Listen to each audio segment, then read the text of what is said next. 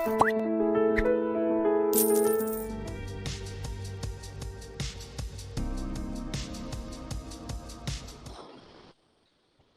तो लग रहा है ना ये पार्ट।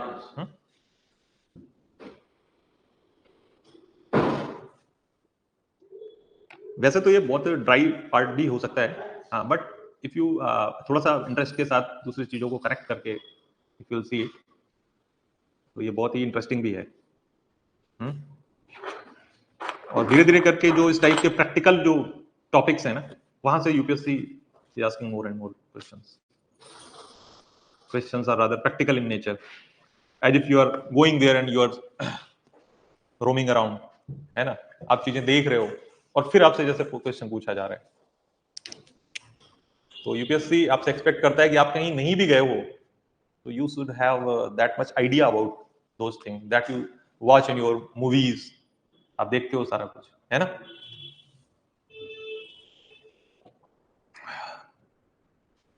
एक कौन सी मूवी मैंने देखी थी, उसमें डेजर्ट विजर्ट बहुत ज्यादा दिखाया गया था। गजनी? नहीं नहीं नहीं, हॉलीवुड मूवी है। अच्छा, नहीं, इट वाज लॉरेंस इन अले। मैं हॉलीवुड बोल रहा हूँ। लॉरेंस ऑफ अरेबिया, वो वर्ल्ड वॉर के टाइम का उसमें दिखाया है कि देयर वाज वन, वो एक कर्नल रहता है और थोड़ा सा he was type of cynic person, he goes there और वो वहां के ट्राइबल्स को इकट्ठा करता है डेजर्ट के, they are desert people, Arabian desert की बात दिखाई गई है। And there is a very dangerous desert in Arabia, An Nafud, खतरनाक डेजर्ट है। मतलब वो मैंने उसी मूवी में ही देखा था, मुझे क्या पता, मैं गया नहीं हूँ कभी अरेबिया। तो उसमें दे टेक ए चैलेंज कि मतलब अगर इस अननाफुड डेजर्ट को पार कर गए तो फिर उसके दूसरे तरफ, कौन सा देश रहता है अननाफुद के ऊपर, उधर क्या पड़ेगा, अरेबिया के उधर क्या पड़ेगा, अरे यार,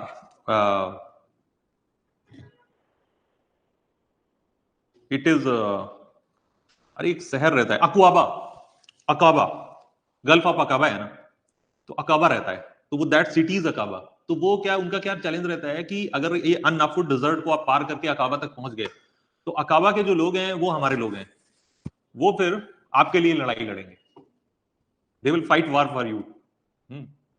एक पर्टिकुलर उसमें ट्रीटी भी साइन होती है। अब वो हिस्ट्री वाला, वर्ड हिस्ट्री वाला ज्यादा कोई उस पर ज्यादा फोकस कर सकता है, तो वो कुछ छोटे छोटे स्मॉल स्मॉल ट्रीटीज हुई है ना वर्ल्ड वार के टाइम पे, तो उन्हीं का एक पार्ट है वो, तो वो हिस्ट्री का ही एक पार्ट है जो उसमें दिखाया गया है, लॉरेंस ऑफ अरेबिया।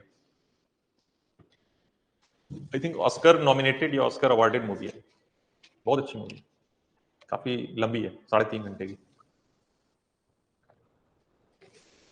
डेजर्ट इतना अच्छा दिखाया गया उसमें, पूरा अरेबियन डेजर्ट के एक एक पार्ट में शूट हुई है, और वहां के वो जो ट्राइबल्स हैं बिल्कुल वैसे ही दिखाए गए जैसे वो होते हैं। They have their particular own wells, वो कहते हैं ये कुआं मेरा है, तुमने इससे पानी कैसे पी लिया, दाएं दाएं खत्म। तो वहां पे भी इस टाइप का जो सेग्रीगेशन है, मतलब on the basis of caste and all that, कि मैं अपर कास्ट तुम लोअर कास्ट, है ना, तुमने इसका कैसे, how could you touch this water. तो ऐसे होता है उसमें, दिखाते हैं। तो इट इज नॉट दैट कि मतलब कि ये तो सभी जगह सभी हमेशा रहा है। तो you can write down some things like, यहाँ का कुछ वेजिटेशन है, तो वेजिटेशन तो वही जाइरोफिटिक, जो वेजिटेशन का टाइप है it is xerophytic vegetation. It is like acacia, cactus, जैसे मैंने बताया सगुआरो, सगुआरो कैक्टस, और बहुत तरीके के ड्वार्फ स्पीसीज हैं, ड्वार्फ श्रब्स। तो ये सारे यहाँ के मेन वैरायटीज होते हैं। थॉर्न ट्रीज, कुछ जो ट्रीज भी होते हैं वो कैसे होते हैं, थॉर्नी, तो they are called thorn trees.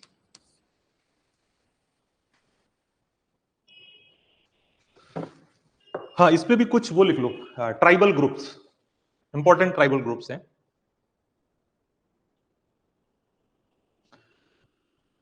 और इनके भी वैसे ही ग्रुप हैं जैसे उधर मैंने बताया था कि like Hausa are settled cultivators and they are pastoralist Masais like that here are some primitive hunters and gatherers they are still there. हाँ एक और लिख लो कि ये इस टाइप का एक थॉर्न ट्री वैरायटी है that is known as caatingas. ये शायद आपने देखा भी होगा अपने एटलस में। Caatingas they are found in north eastern Brazil.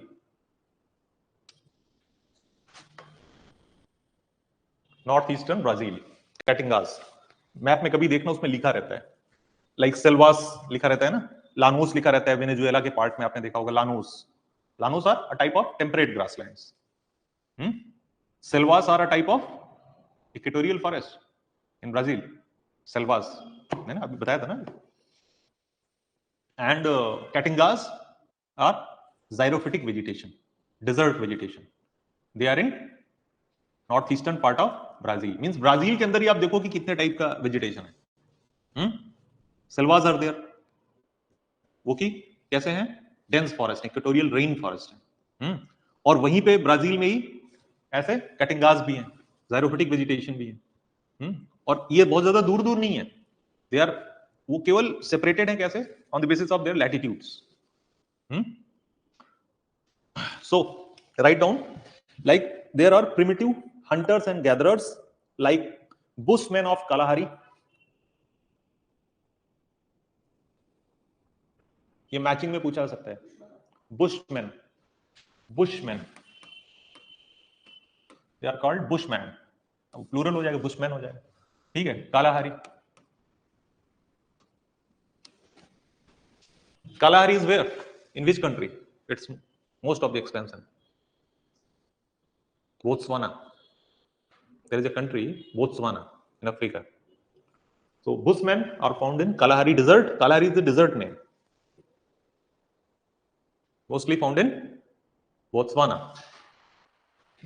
Bindibu in Australian desert. In Australian desert, in Australia there are deserts like Great Sandy. It is known as Great Australian Desert. एक particular desert है great Sandy desert, है ना, तो उसके आसपास ही मिलते हैं बिंदिबू, great Sandy के पास। देन ये तो हो गए आपके hunters and gatherers. They are not settled tribes, ये घूमते रहते हैं इधर उधर, दूर दूर तक, जैसे कालाहारी में अपने कैमल्स लिए घूम रहे हैं, इधर से उधर, उधर से इधर। उसी तरीके से कुछ नोमैडिक हर्ट्समैन होते हैं, ये क्या करते हैं? ये मोस्टली हंटिंग करते हैं और या तो फूड गैदरिंग करते हैं। कौन? कालाहारी वाले, ठीक है। कुछ होते हैं कि जो कि अपने ऊंटों को पालते हैं, उनका जो मिल्क होता है, उनकी जो स्किन होती है, उनके जो बॉडी जो भी प्रोडक्ट्स होते हैं, उनका इस्तेमाल करते हैं। जैसे अरब में होते हैं बद्दू, वो जो मैं बता रहा था अभी लॉरेंस इन अरेबिया, उसमें बद्दू दिखाए गए। बिडोइंस, उनको वो लोग, अंग्रेज लोग उनको बिडोइन बोलते हैं, बिडोइंस, और वैसे नॉर्मल टंग में उनको बद्दू बोलते हैं। तो like bedouins in Arabia, they are, लिखो, दे आर नोमैडिक हर्ट्समैन। ये भी घूमते रहते हैं, just like primitive hunters and gatherers. ये भी क्या करते हैं? घूमते रहते हैं। बट दे, वो क्या करते हैं? हर्डिंग करते हैं, एनिमल हर्डिंग करते हैं। वो किसी को हंटिंग नहीं करते हैं, मारते नहीं है, वो उसको पालते हैं, फिर उसके डिफरेंट चीजों को, उसके प्रोडक्ट्स को यूज करते हैं। Like this is called a livestock economy, livestock economy. Like bedouin of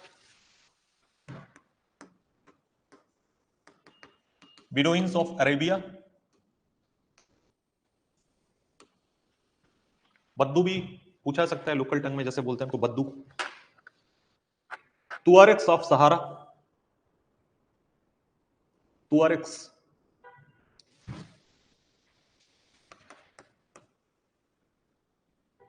of सहारा। अब देखो इधर जितने भी आ रहे हैं, they are desert names, you have to locate them on your maps. Though we'll have separate classes for mapping, but अभी आपका at least this is your homework, तो आप इनको देखो, where are they located? Where is Kalahari? Where is Australian desert? Where is Arabian desert? Where is Sahara desert? इसका expansion पूरा, right? तो टुअरेक्स are in सहारा, और उसमें लिख लो लाइक मंगोल्स ऑफ गोबी, जो मंगोलियन ट्राइब्स है, Mongols of Gobi desert. Gobi कहां पे है? मंगोलिया में है ना। तो this is a type of cold desert, तो दे आर नोमैडिक हर्ट्समैन।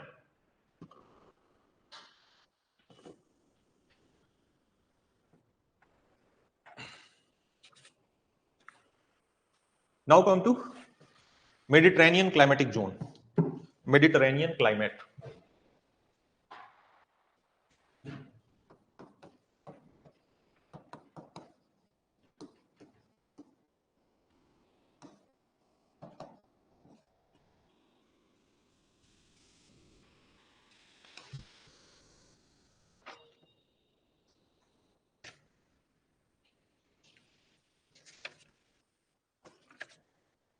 हाँ, जो डिजर्ट क्लाइमेट में जो सॉइल होती है that is known as sierozem, it is called sierozem. Desert soil भी बोलते हैं, बट अगर वर्ड नॉमेनक्लेचर में देखोगे तो दिस इज कॉल्ड सियरोजिम।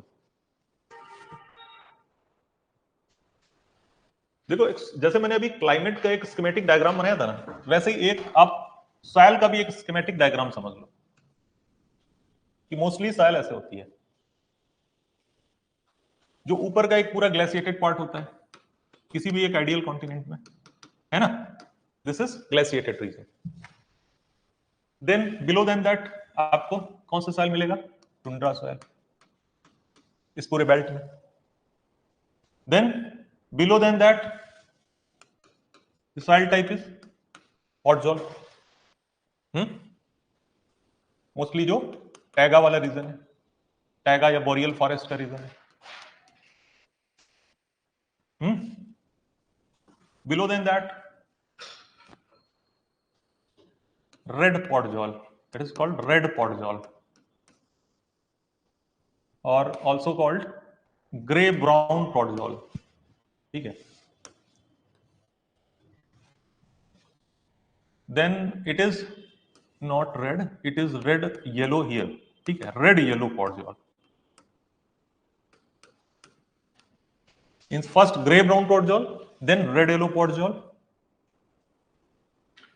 मीन्स आप हायर लैटिट्यूड से लोअर लैटिट्यूड पे आ रहे हैं, so the change in soil is like that.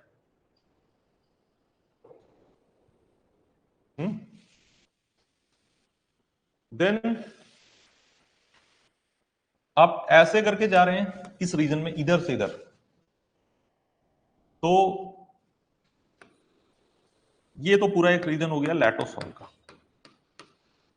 Means around 10 degree तक, 0 से, ठीक है।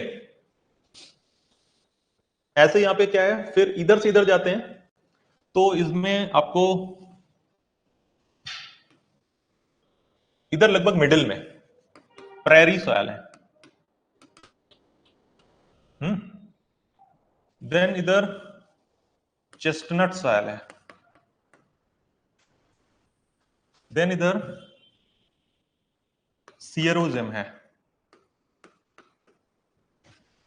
ये ऐसे करके है, चेस्टनट सॉयल है, चेस्टनट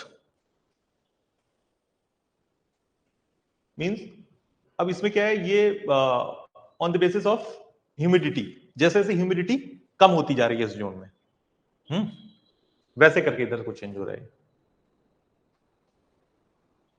जैसे इधर यहां पे भी मानसूनल लैंड में भी आपको ऑक्सीसॉल्स मिलेगा, है ना, ऑक्सीसॉल्स है, एंड लैटोसॉल भी है ना, एंड एलुवियल सॉइल भी है। ये इधर से इधर जा रहे हैं, प्रेरी मिलेगा, देन चेस्टनट मिलेगा, and one more soil is black earth, they are called, especially in Ukraine, they are known as black earths, and especially इस जोन में, in this zone of Mediterranean, soil is known as terra rosa, ठीक है। in Mediterranean type of climate it is known as terra rosa। largely जो Mediterranean climate में क्या है कि बहुत सारे लाइमस्टोन लैंड बहुत है, So in those limestone lands, this particular type of soil, terra rosa, is formed. It's very hard type soil, right? So अब जैसे prairie हो गया, and हाँ, one more soil, Chernozem. Chernozem. बहुत ज्यादा टाइप के soil हो गए मुझे लग रहा है, तो एक्चुअली prairie and Chernozem में कोई डिफरेंस नहीं है, they are the same type of soil. Difference केवल क्या है कि जो prairies होते हैं, they are found in the American continent and Chernozems are found in Asian part, like in Ukraine.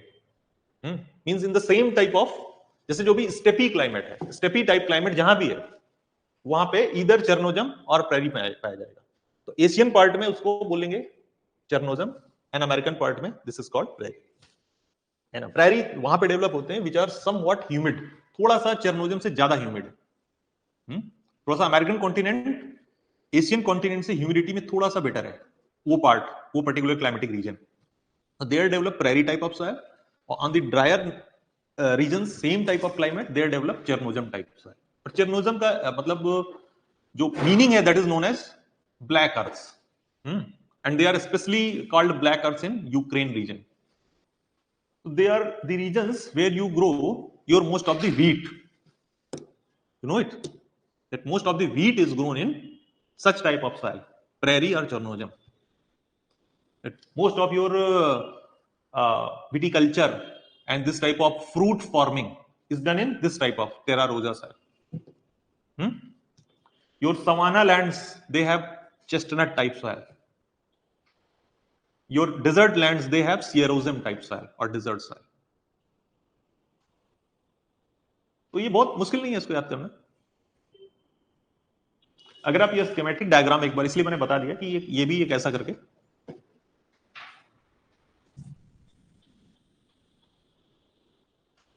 या then write down Mediterranean climatic zone.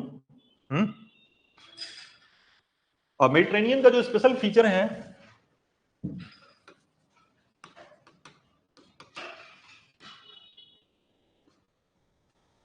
Mediterranean climate,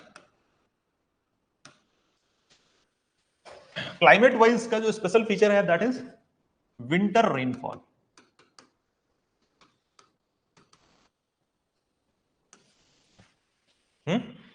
How the rainfall occurs in winter in Mediterranean climate? नहीं पता?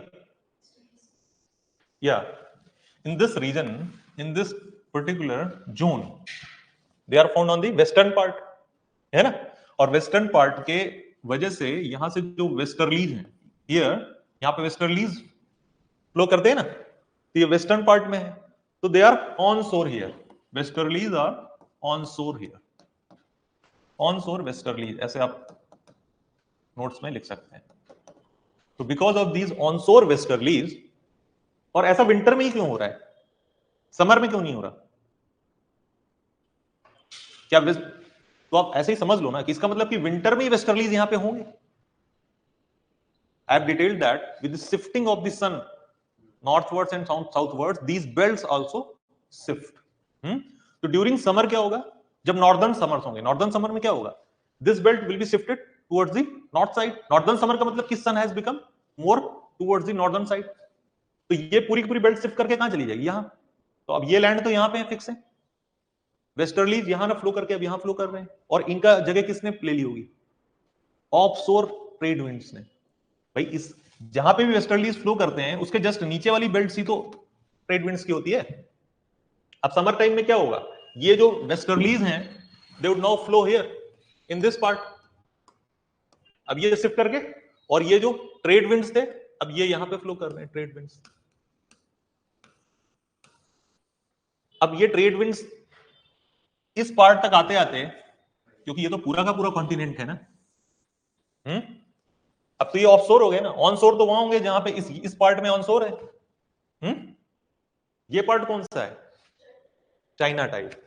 That is why क्या होगा summer के season में, China type climate में rainfall होगी, है ना. और जो वेस्टर्न पार्ट में मेडिटेरेनियन है वहां पे नहीं होगी, क्योंकि जैसे जैसे ये यहां तक आएंगे they will become dry.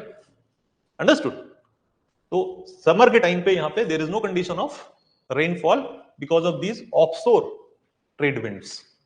Now the westerlies have been shifted towards the north and this region has been occupied by offshore trade winds. तो ये एक छोटा सा क्वेश्चन, बट ये बहुत बड़ा हो जाता है एग्जाम में.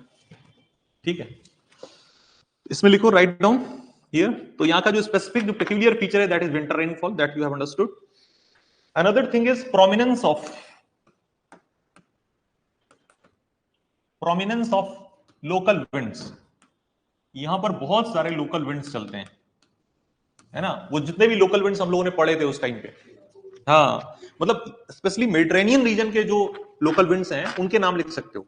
You can write down like mistral, ये लिखे थे वैसे हम लोगों ने, like mistral, Bora, ग्रिगेल,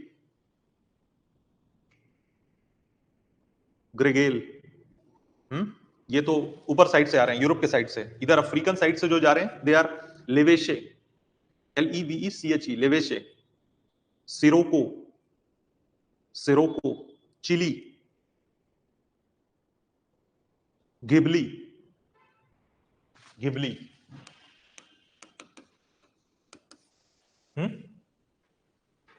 on the coast of Libya, Khamsin,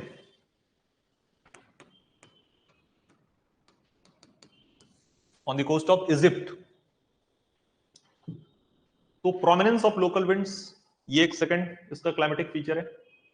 then soil मैंने बता ही दिया यहाँ पे कौन सी सॉइल है, मेनली टेरा रोजा. तो वन सॉइल इज टेरा रोजा, another soil is red Mediterranean. It is called red Mediterranean soil. ठीक है.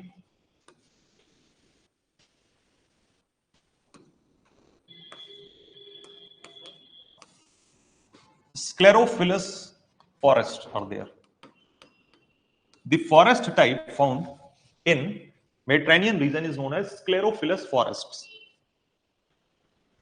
Sclere is what? It denotes wax on the leaves. Wax on leaf surface means there is a type of wax coated leaves especially found in these forests so as to withstand the dry spell. You know that winters are rainy, but on the other hand summers are dry. ये तो और मुश्किल है. Summer में अगर rainfall नहीं होगी तो बहुत ही मुश्किल हो जाएगा. तो मोस्टली क्या करते हैं कि टू कंजर्व दैट वाटर, तो वो स्टोमेटा से वाटर ट्रांसपायर ना हो जाए, नेचुरली उनमें एक वैक्स लाइक कोटिंग होती है उनके लीव्स में. That is why it is known as sclerophyllous forest. So they become like evergreen. इस फीचर की वजह से they become evergreen, otherwise they would be deciduous. उनको अपने पत्ते गिरा देने पड़ते अगर उस पे वैक्स का वो स्ट्रक्चर नहीं होता. So they have xerophytic features, you can say. They are not gyrophytic, but they have gyrophytic features like wax on leaves, the sclera. They are also called hard and leathery leaves. Hard and leathery leaves. कुछ leaves में hairs भी होते हैं, hair like structure भी होते हैं, like olive.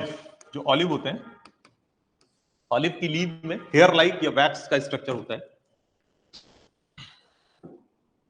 They have deep penetrating roots. कैसे क्यों डेवलप हो गया deep penetrating root? To find water in deeper parts, है ना. Because in summer time there is all about dry soil. तो वो पूरे ड्राई सॉइल में गहराई से जाकर के वो रूट, तो they have deep penetrating roots and they also have fire resistant seeds. You know that all the lands of Mediterranean climate they easily catch fire during summer. सुना है ना, कैलिफोर्निया के आसपास का जो मेडिटेरेनियन फॉरेस्ट है, California के आसपास, वहां पे हमेशा आग लग जाती है कि नहीं? कैलिफोर्निया के जंगलों में सुना है, there is always forest fires in Californian region every year in US. and in all the other Mediterranean parts also. क्या उसमें क्या होता है कि ये जो सीड्स होते हैं इनमें एक लेयर होता है और actually seeds can regrow only their outer layer is, मतलब वो अगर उसमें आग लगेगी नहीं तो आउटर लेयर उनका जलेगा नहीं, है ना, और जब तक वो जलेगा नहीं तब तक they can not regrow. Actually actually they are you can say fire resistant, कि उनका जो मेन पार्ट है वो तो खराब होता नहीं है फायर से, इसीलिए क्या होता है कि फायर इज नेचुरल देयर और वो उसमें कोई बहुत बड़ी कैलामिटी नहीं है अगर वो बहुत ज्यादा फैल ना जाए, because without fire they can not regrow actually, तो they have fire resistant seeds, ये भी लिख सकते हो, they have fire resistant seeds and they can regrow after forest fires. So in these sclerophyllous forests, special variety of trees are found like this evergreen oak. Evergreen oaks. Oaks are of two types, deciduous oaks and evergreen oaks. Like this is Mediterranean climate. Here is your evergreen oak, and in this British climate, British type, here is deciduous. Here is evergreen oak. Here is deciduous oak. Right? Because they have evergreen oaks, because they have that xerophytic features. They can withstand those dry spells. But British type climate does not have that much features. So that is why these oaks are deciduous. This can be asked. If a statement is there, this particular climate has deciduous oaks, that means it is talking about British type climate, because this climate Mediterranean has evergreen varieties, more evergreen varieties. Even the oaks are evergreen because they have that features कि वो उनको पत्ते नहीं गिराने पड़ते हैं, right? So evergreen oaks and other varieties are like olive, fig. Fig is also a special variety, though figs are also found in equatorial rainforest, you know. Monkeys are fond of figs, बहुत खाते हैं. Even in tropical varieties, figs are found. And fig, this type of fig is special to Mediterranean, right? Oleander, eucalyptus in Australia is in the part of Mediterranean climate. Eucalyptus in Australia, and a special type of tree variety known as redwood. They are the highest trees in the world. Redwood trees. Huh?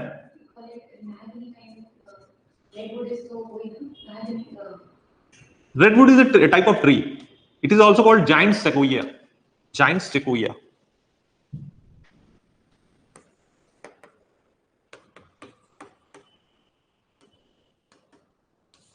ठीक है, giant sequoia or redwood. They are especially found in California, USA. Giant sequoia redwood forest. There are some scrub vegetation also. Scrub means like these trees. Apart from these trees, there is scrub vegetation. Scrubs like laurel, myrtle, lavender.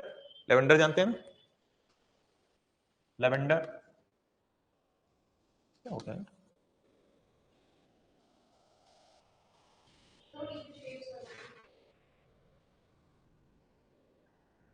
Ceps आ गया है.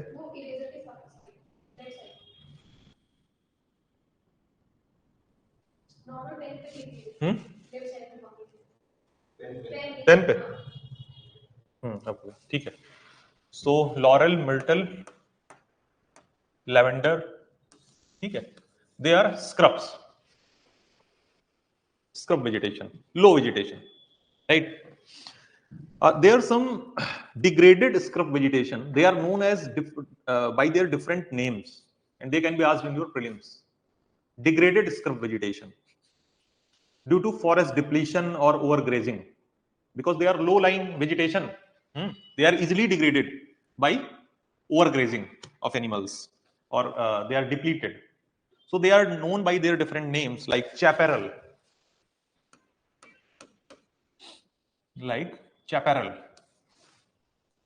in California. Means जो भी scrub vegetation है वो California में it is known as chaparral in California in USA.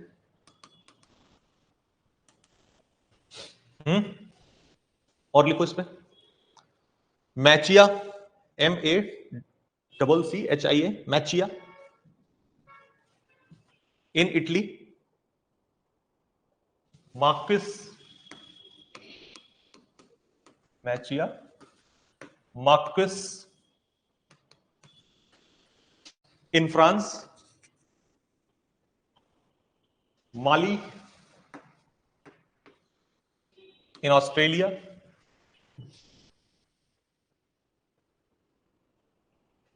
right?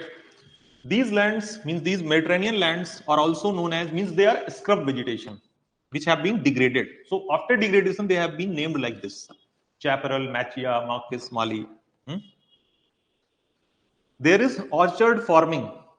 This is also a special feature of Mediterranean climate: orchard farming of citrus fruits like oranges, olives, grape wine. In all those lands of Spain, Portugal, France, Italy, such type of orchard farming is being done of citrus fruits. They are known for citrus fruits, especially viticulture, grape wines. That is why these lands are known for their special wines. वो special type के wines बनाते हैं, बहुत famous wines हैं। जैसे वो कौन सा वाइन है वो जिसको ऐसे करके शैंपेन है ना, तो वो भी that is a special type of wine, वहीं का है, मेडिटेरेनियन का ही है। वोल्केनिक करप्शन कैसे?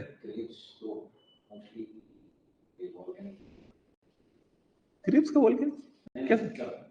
वाइन प्रोडक्शन वाला, हां, वाइन ग्रेप्स है सर, वो volcanic soil, like lower strata of volcanic soil, lower strata of volcanic soil. No, means grape के लिए ज्यादा सुटेबल है। ग्रेप के जितने भी फ्रूट्स हैं, फ्रूट फॉर्मिंग के लिए that land is, that climate is more suitable for fruit forming. और कुछ हिस्टोरिकली भी ऐसा होता है कि जहां पे आप एक टाइप के, जैसे अब इंडिया में ग्रेप फार्मिंग जहां की जाती है, तो हिस्टोरिकली वैसा है ना। हो सकता है कि वो क्लाइमेट कोई दूसरे टाइप के क्रॉप के लिए भी सुटेबल हो, बट हिस्टोरिकली फिर उसी के लिए वो हो जाता है, ऐसा भी होता है। देन ये मैंने पहले ही बता दिया था कि this type of climate is not suitable for grasses, because most of the rainfall occurs in winter. For grass growth, the rainfall should occur in summer time. क्योंकि क्या होता है ना, विंटर के टाइम पे ग्रास में कोई ग्रोथ ही नहीं होती है।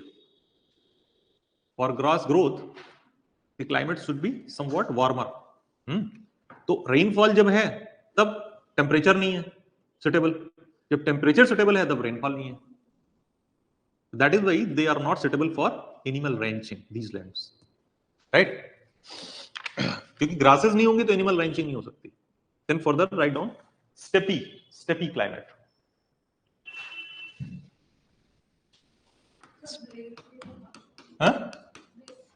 ब्रेक लोगे क्या? क्या टाइम है? ब्रेक लेना है? थोड़ा सा ले लो एक। लेकिन वैसे मैं खत्म करना चाह रहा हूँ, खत्म इन द सेंस कि अभी कुछ पार्ट अगर रहेगा तो नेक्स्ट क्लास में कर देंगे। थोड़ा सा 10 मिनट रुक जाओ तो फिर, क्योंकि एक ही क्लास में दिस इज नॉट पॉसिबल इसको पूरा करना, ठीक भी नहीं है ना। तो थोड़ा सा स्टेपी वाला कर लेते हैं, फिर जो रिमेनिंग 5 है उनको फिर नेक्स्ट क्लास में, ठीक। स्टेपी का कर लो बस। स्टेपी के लिए जो स्टेपी क्लाइमेट है that is also suitable for grasslands, and these grasslands are of two types: tall grass and short grass. Tall grass and short grass.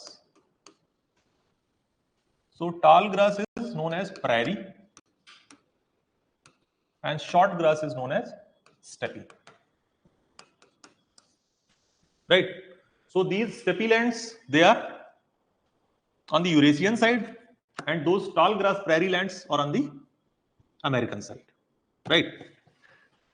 They are known by different names like pustas in Hungary. Pustas in Hungary. Steppe in all the Eurasian part. Manchurian grasslands in northern China. Pampas in Argentina. Veld. They are written as Veld, but pronounced as Veld in South Africa. Downs in Australia and Canterbury grasslands in New Zealand. Canterbury Tales Nova. Canterbury grasslands in New Zealand. Those lands are also known as Canterbury Plains. They are in New Zealand. So they are all temperate grasslands. Those were tropical grasslands. Savanna grasslands are tropical grasslands. And they also have open forest, savanna. These grasslands are true grasslands because they do not have that much trees. And they are temperate, because they are located in temperate region, they are temperate grasslands.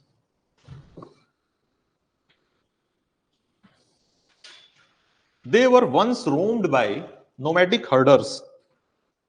पहले इन्हीं regions में nomadic herders हुआ करते थे. They now have been occupied by modern culture, you can say. यही वो land है जहां पे पहले बाइसन्स हुआ करते थे नॉर्थ अमेरिका में. बाइसन्स की हंटिंग करते थे. जो पहले तो हंटर्स होते थे, फिर हर्डशिप होने लगी उनकी, नोमैडिक हर्डर्स होने लगे. So once upon a time there were nomadic hunters and herders. Like bison hunting होती थी नॉर्थ अमेरिका में. Bisons were hunted. पंपास के रीजन में बफेलोज होते थे, बड़े बड़े बफेलो.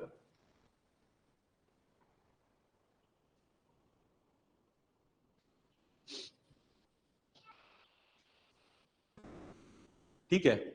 स्टेपी लैंड में भी होते थे किर्गिज एंड कजाक्स. वो स्पेशली हर्डर्स थे. वो क्या करते थे? वाइल्ड हॉर्सेस को पालते थे. वाइल्ड हॉर्सेस को. अभी भी एक रीजन है चाइना से लगा हुआ मंगोलिया के आसपास जहां पे वाइल्ड हॉर्सेस अभी भी मिलते हैं. जंगली घोड़े. नॉर्मली जंगली घोड़े नहीं है. नॉर्मली जो घोड़े हैं, जो हॉर्सेस हैं, वो तो पेट एनिमल्स में ही है ना. बट जंगली घोड़े भी होते हैं. एक टाइम पे जो किर्गिस्तान और कजाकिस्तान के आसपास का एरिया था और चाइना से लगा हुआ, मंगोलिया से लगा हुआ जो एरिया, तो मंगोलिया से ही लगा हुआ था वो एरिया ऑलमोस्ट. तो वहां पे वाइल्ड हॉर्सेस होते थे, है ना. अमेरिका में ऐसे ही बाइसन्स होते थे. तो ये सारा जो लैंड होता था ये स्टेपी क्लाइमेट का रीजन था और यहाँ पर बढ़िया सॉफ्ट ग्रासेस होती थी. इसी वजह से ये बाइसन्स, ये हॉर्सेस वहां पर आराम से मस्त घूमते थे, है ना. इनको लोग या तो पालते थे या इनको मार के खाते थे, है ना. तो दैट हैज बिकम नाउ, ये तो ओल्ड वर्ल्ड स्टोरी हो गई, है ना. अब न्यू वर्ल्ड में क्या हो रहा है उन्हीं लैंड्स में? Those lands because they were more suitable for soft grasses. तो जब व्हीट आया, तो wheat is a type of soft grass.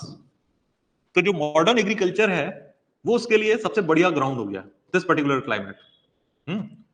तो now this climate is known for mechanized farming.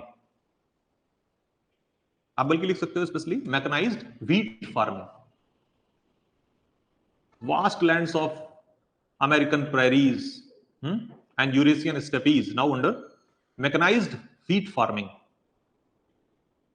बड़े बड़े मशीनों से यहाँ पे व्हीट फार्मिंग की जाती है. Not that type of wheat farming as in India, बल्कि इंडिया में भी अगर आप पंजाब और हरियाणा के रीजन में देखेंगे तो such type of wheat farming is followed, like mechanized wheat farming. जिसमें बड़े बड़े मशीन्स का यूज करते हैं और एक वास्ट स्केल में व्हीट की फार्मिंग होती है ना। But prairies are known for their exports. वहां पे क्या होता है कि जैसे इंडिया में जो फार्म साइज है वो कैसा होता है, छोटा होता है, स्मॉलर फार्म साइज। उनका जो फार्म साइज है दैट इज बहुत बड़ा होता है।